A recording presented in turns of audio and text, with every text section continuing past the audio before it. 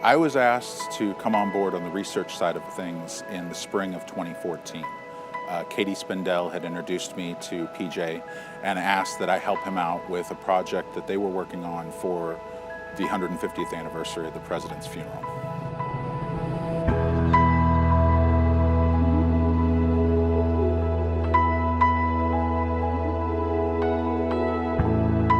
Originally, Katie had hoped that PJ could find a period-correct hearse that could be utilized for the recreated ceremony.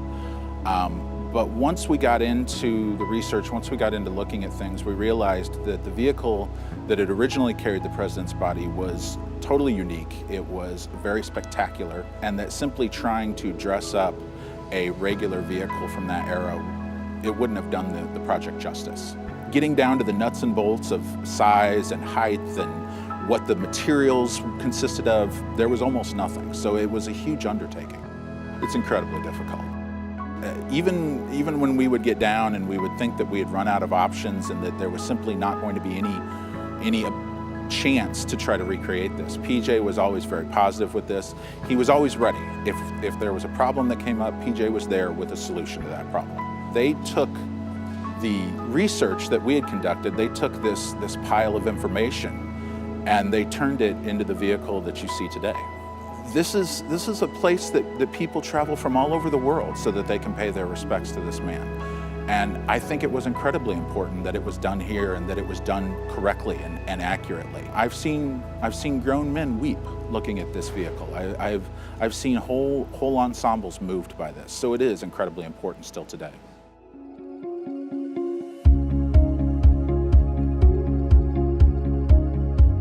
We're so lucky to have a company like Hanson that not only has such great expertise, but then also works so hard for the community right here. Walt Hanson and Jean Dondenville and the whole line of really impressive people who have run Hanson, and now we have Satch McCory, who has done the same thing over the course of his tenure there. And then they give back so much to the business community in the form of creating partnerships for Q5, creating a coalition for the railroads, and then now as they're tackling this minority issue, trying to help give minority kids opportunities that they wouldn't necessarily have. And so by partnering with the city, the county, the chamber, and businesses around town, they're able to identify some kids that have some aptitude for the sciences and just need the exposure. They visited colleges, they worked alongside engineers, working on some of these really cool projects that they do across the country, and hopefully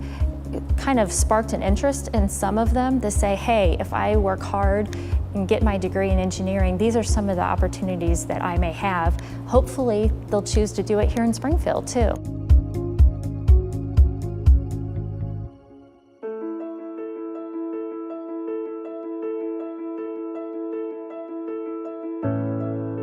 We're blessed in the city of Springfield with being the age of the community that we have some old buildings.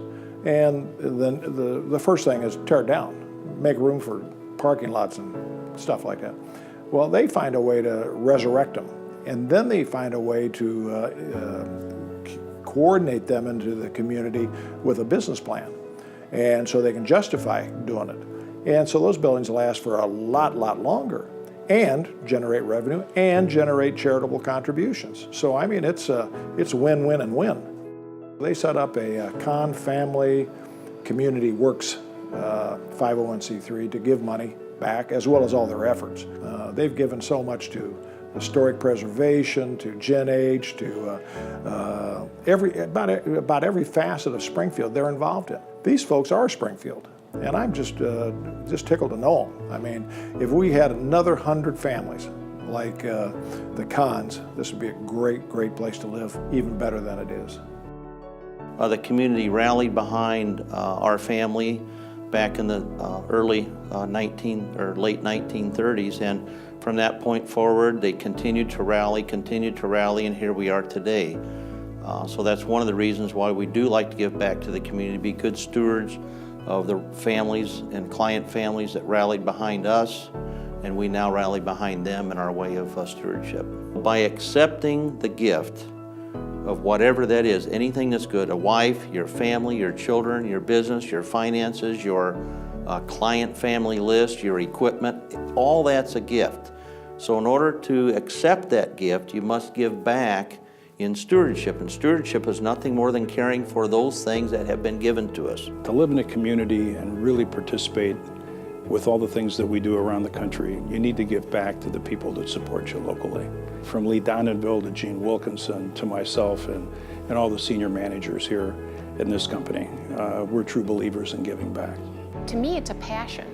I want to give back. I want to make this the best darn community to live in across the United States. In order to do that, business owners have to be engaged and supportive in giving back to the community. Otherwise, it's not going to be a viable, vibrant community. And I think that it's just, to me, it's a passion. And interestingly enough, all these guys do all different things for the community that you never hear about. And the average person that might watch this tape has no clue to what PJ Staub or what Satya Pecori has done, or Court and Karen Kahn have done. And they just kind of do it quietly, and some things get blown up, some things don't. They're not masters of PR. They are just good human beings.